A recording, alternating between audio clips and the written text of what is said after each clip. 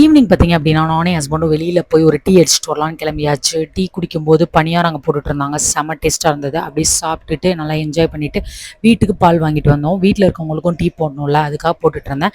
வீட்ல இன்னைக்கு ஸ்நாக்ஸ் பண்ணலாம் அப்படின்ட்டு பட்டர் பன் தாங்க ரெடி பண்ணிட்டு இருந்தேன். அதெல்லாம் பண்ணி என் ஹஸ்பண்ட் முன்னாடி கொண்டு போய் காமிச்சா, கண்டுக்கவே இல்லைங்க. செம்ம பல்ப் ஆயிடுச்சு. எப்பயுமே நம்மளா தேடி தேடி செஞ்சா யாரும் கண்டுக்க மாட்டாங்க. நம்ம செய்யாதப்ப ஏன் செய்யலன்னு கேட்பாங்க.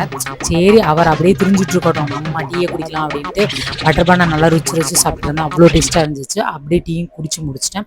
நைட் டின்னருக்கு வந்து பார்த்திங்க அப்படின்னா ஒன் பார்ட் சாம்பார் தாங்க ரெடி பண்ணியிருந்தேன். டிஃபன் சாம்பார் மாதிரி காயெல்லாம் கட் பண்ணி போட்டு மஞ்சத்தூள் மிளகாத்தூள் அப்புறம் லேசாக வந்து உப்பு போட்டு 5 விசில் விட்டுட்டு அதுக்கப்புறம் நல்லா கடைஞ்சிட்டு தாளிச்சிட்டேன். செமையாக இருந்துச்சு. அப்படியே கொத்தமல்லி தூவி இறக்கியாச்சு. தோசை வந்து நல்லா மொறு மொறுன்னு ஊற்றிட்டேன். மார்னிங் வச்ச புதினா சட்னி வந்து கொஞ்சம் உள்ளே இருந்தது. புளி போட்டு தான் நான் வைப்பேன். ஸோ அது நல்லாவே இருக்கும், கெடாது. அதையும் இந்த சாம்பாரையும் ஊற்றி சூப்பராக சாப்பிட்டு இன்றைக்கி டின்னரை என்ஜாய் பண்ணியாச்சு. தேங்க்யூ, பாய்.